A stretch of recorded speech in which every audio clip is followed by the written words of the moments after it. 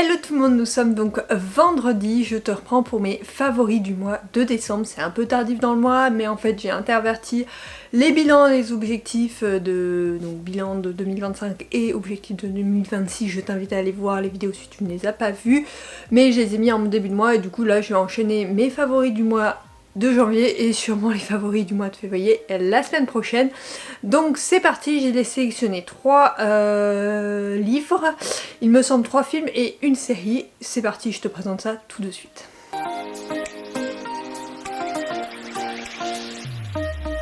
Au niveau des livres, tu sais que j'ai entamé ma pile à lire de Noël que je n'ai pas fini, je l'ai fini au mois de janvier, mais je l'avais franchement entamé au mois de décembre, donc du coup ce n'est que des romances de Noël, on va pas se mentir. Le premier, il s'agit du Emily Blyne de cette année, de neige et de tartan. Donc là il s'abîme vachement, je suis trop déçue parce que le brillant du doré s'abîme énormément alors que très clairement il n'a pas été trimballé. Il est juste dans ma bibliothèque mais il s'abîme en couverture, je trouve ça extrêmement dommage de faire ce genre de choses pour que ça s'abîme en fait, même si on prend soin de ses bouquins. Il contrôle tout sauf le désir qu'elle éveille en lui. Callum est un écossais, un vrai, rigide, réservé, intransigeant. Il mène sa vie comme il dirige le château familial, aujourd'hui transformé en hôtel de luxe, avec une vigueur implacable. Alors quand il découvre que son père a engagé une consultante pour donner un nouveau souffle au domaine et faire de Noël un moment inoubliable, c'est la douche froide. Depuis son arrivée, Isla bouscule toutes ses certitudes. Exaspérante, incontrôlable, omniprésente, elle s'immisce partout dans son château, dans son boulot et même dans sa salle de bain. Mais le pire, c'est qu'elle est irrésistiblement attirante. Qu'elle le sait, il ne doit pas céder. La réputation du château passe avant tout et il a appris à ses dépens qu'amour et travail ne font jamais bon ménage. Donc là on est dans une romance de Noël où franchement on en a un qui est pas hyper fan de la période, une qui en est totalement fan, une qui doit organiser quelque chose dans un château qui appartient à quelqu'un qui est un peu réfractaire, on va pas se mentir. Donc voilà, c'est une romance qui met doucement en place, qui est très mature, qui est très sympathique, avec un fond de Noël, vraiment un fond. J'ai pas trouvé que c'était franchement une romance de Noël, mais un fond de romance de Noël qui m'a plu quand même. Bref, j'ai passé un très bon moment, la plume est appréciable, bref, c'est un des romans que j'ai préféré ce mois-ci.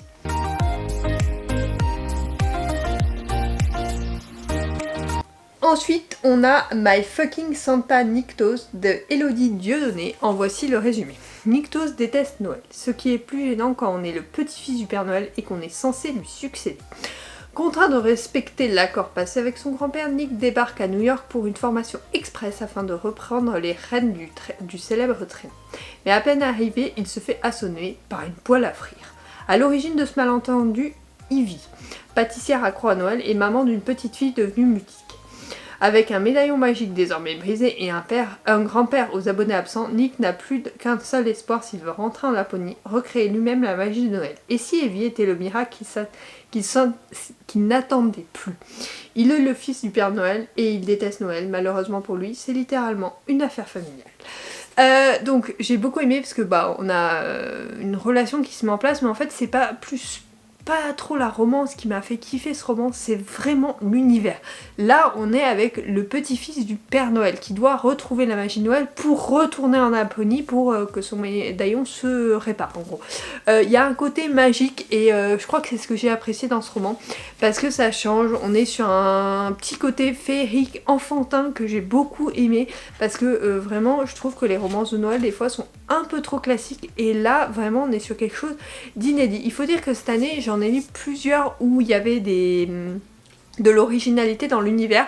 Celle-là, c'est ma préférée de l'année en dehors du calendrier de l'Avent, mais ça a été ma préférée de l'année parce que j'ai trouvé qu'elle était originale, les personnages sont extrêmement attachants, il y a des moments hyper émouvants mais aussi hyper drôles, bref, le tout réuni m'a fait passer un très bon moment. Mais j'avoue que pour les prochaines années, je vais chercher l'originalité dans les résumés parce que cette année, j'en ai eu plusieurs où c'était original et j'ai apprécié parce que j'en ai marre des romances trop classiques. Donc j'en prendrai peut-être une ou deux sur les 8 romans, mais après je vais faire des recherches pour trouver des romans un peu plus cachés, un peu moins courants, un peu plus originaux.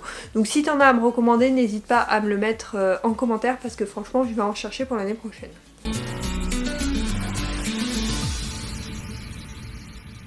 Ensuite le dernier, il s'agit de Un cœur pour Noël, donc c'est l'exemplaire de ma maman donc je l'ai pas là, donc de Sophie Jaumin. En voici le résumé. Je m'appelle Avril et j'ai 18 ans. Je suis née avec un cœur défaillant qui aurait pu me tuer.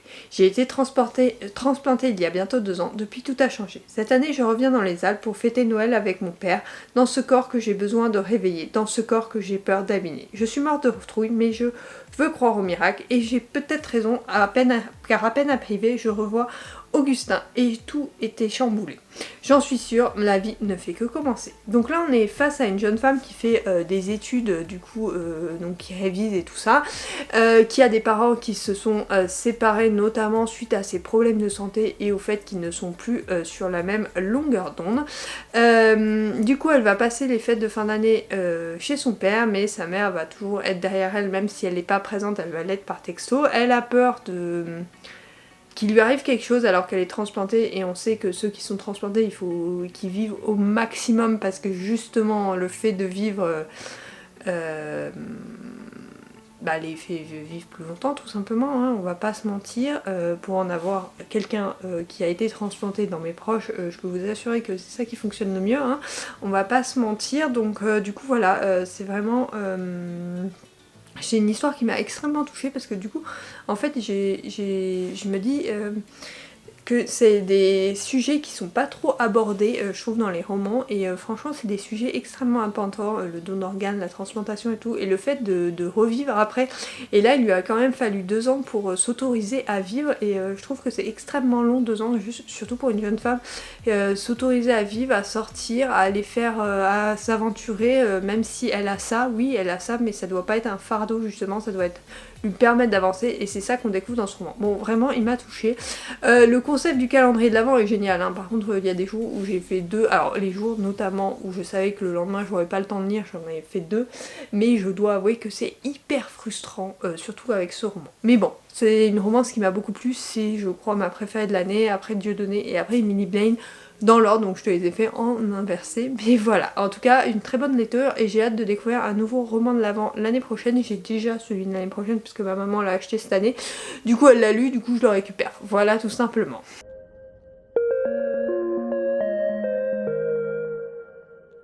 Au niveau des films maintenant, je voulais revenir sur À Contresens, donc c'est une trilogie, mais là je vais te parler que du premier volet parce que le 2 j'ai bien aimé comme le premier, par contre le 3 j'ai eu beaucoup de mal. Bref, je te lis le résumé. Noah, 17 ans, doit tout quitter pour emménager dans le manoir de William Lester, le nouveau et riche mari de sa mère. Noah rencontre Nick, son nouveau demi-frère, et découvre qu'il cache une vie de bagarre, de jeux et de courses automobiles illégales. Ni la rivalité permanente, ni l'opposition de leur entourage ne peuvent les empêcher de tomber secrètement et follement amoureux. Or, le présent tumultueux de Nick et le passé orageux de Noah mettront à l'épreuve leur amour interdit. Donc j'ai lu les romans, il y en a 6, j'avais beaucoup aimé les premiers tomes, j'avais eu du mal avec les 2 derniers ou 3 derniers, je ne sais plus. Et là ça a été pareil, j'ai beaucoup aimé le premier volet, j'ai bien aimé le deuxième, mais par contre le troisième ça l'a pas fait, mais après il suit vachement l'histoire, c'est très très proche du roman, du coup forcément quand t'as pas aimé la fin, bah t'as pas aimé la fin quoi, il n'y a pas eu une modification fondamentale dans ça. Après c'est une trilogie que je trouve qui est très détente, alors moi tu sais je suis très film et série ado, et c'est parfait ce genre de série pour moi, enfin de trilogie pour moi, donc voilà, j'ai bien aimé, vu le temps que j'ai mis à la voir, il valait mieux que j'aime bien parce que voilà, mais j'ai eu du mal avec le dernier volet tout simplement, mais bref, si t'as lu les romans et que t'as apprécié, je pense que tu pourras apprécier cette adaptation.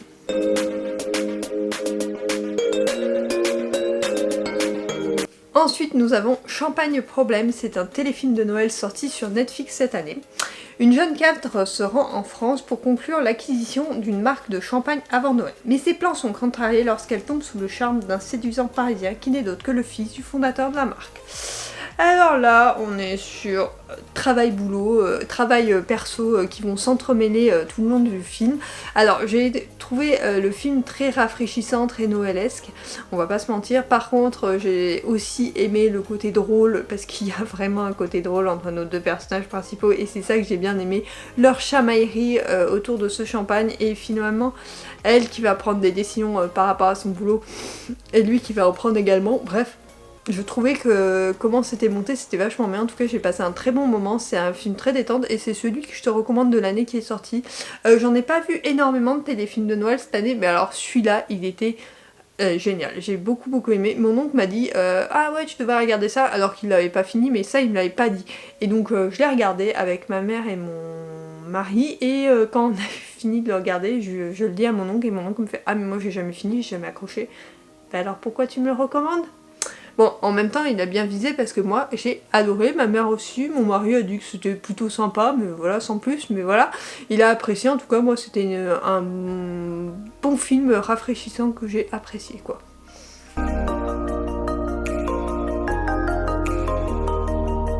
Et enfin, on a le téléfilm Super Papa, donc voici le résumé. Dans les yeux de son fils Victor, 15 ans, Christophe Perrault est un contrôleur frêle, depuis la mort de sa femme il y a 4 ans. Lorsqu'un désistement est annoncé parmi les accompagnateurs de la classe de neige juste avant les vacances de Noël, Christophe s'incruste au grand désarroi de son fils et de la prof de musique adorée des élèves, Marina. Christophe, lui, est rassuré jusqu'au moment où un mystérieux don lui tombe dessus. Il peut entendre les pensées des adolescents, y compris celles de son fils adoré. Sa vie est bien rangée, tourne au cauchemar. Donc grosso modo c'est un papa qui va entendre la vie des ados, mais surtout qui va devoir participer à une sortie scolaire en faisant ça pendant une semaine à la neige. Et on va dire que lui c'est monsieur Parano, c'est celui qui veut prévoir tout ce qui va se passer mal. Donc vraiment c'est à la fois drôle, sans prise de tête, un peu dans la vibe de Noël, mais plus dans la vibe des vacances d'hiver, de février et tout ça. Vraiment c'est un bon film à voir en famille. Nous on l'a vu en famille et vraiment on a apprécié, on a bien rigolé. Du début à la fin, il était bien fait, voilà. Après c'est vraiment le film sans prise de tête. Il est vrai que moi je regarde pas trop des films avec de la prise de tête, je regarde beaucoup de comédies françaises et j'aime ça, donc voilà, je continue. En tout cas celui-là était vraiment génial, j'ai passé un merveilleux moment.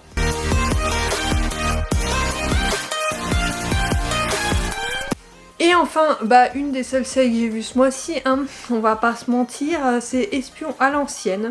Un homme âgé est engagé par une détective privée pour s'infiltrer dans une maison de retraite de San Francisco dont les soignants sont soupçonnés de maltraitance. Donc là, on va être à la rencontre de comment il s'appelle ? Je sais plus comment il s'appelle. Bref, d'un papy, Charles, voilà. C'est Charles le papy. D'un papy qui va s'intégrer à une comment on appelle ça, à une maison de retraite pour aider une détective privée. Il va se rendre compte que finalement c'est pas trop de la maltraitance qui se passe, c'est plus autre chose qui s'y passe. Mais on va découvrir des personnages extrêmement attachants qui sont dans la maison de retraite. Donc on a vu les deux saisons, la saison 1 et la saison 2. Donc la saison 1 est à la maison de retraite, la saison 2 est très différente, mais on retrouve les personnages de la saison 1. Donc j'ai apprécié, en fait la saison 1 est vraiment tournée autour de Charles, mais la saison 2 on développe aussi les personnages d'à côté, notamment la directrice de la maison de retraite, la collègue de... enfin la détective de... patronne de Charles. Bref, c'est une série rafraîchissante et tellement drôle. J'ai tellement rigolé, bref, j'ai passé un super moment et je te la recommande. Nous on s'était pris, genre sans prise de tête, elle était en proposition Netflix, on a cliqué, on a dit on verra bien. Et finalement on se l'est vu en 2-3 soirs je crois, seulement parce que les épisodes sont hyper rapides, je crois qu'ils durent 30 minutes. Donc ça se voit hyper rapidement, donc vraiment je te recommande, vraiment topissime comme série. J'espère que ces favoris t'auront plu, en tout cas moi j'ai pris toujours autant de plaisir à les tourner. Voilà, il n'y en a pas énormément ce mois-ci, il y en aura peut-être plus le mois prochain parce que j'entame beaucoup de films, beaucoup de séries, je lis pas mal en ce moment, donc vraiment ils sont peut-être un peu plus complets pour le mois de janvier, donc au mois de février la semaine prochaine. En tout cas j'espère que cette vidéo t'aura plu, n'hésite pas à me dire tes films, séries et lectures marquantes du mois de décembre, ça pourra me donner des idées pour la fin de l'année parce que tu sais que j'aime bien regarder et lire ce genre de films, notamment noëlesque, plutôt au mois de décembre. Donc voilà, si t'en as à me recommander, n'hésite pas, je me les mettrai sur ma wishlist de l'année prochaine. Sur ce, je te souhaite un bon week-end et je te fais de gros bisous et je te dis à mardi pour le nouveau vlog et à vendredi pour une nouvelle vidéo. Bye!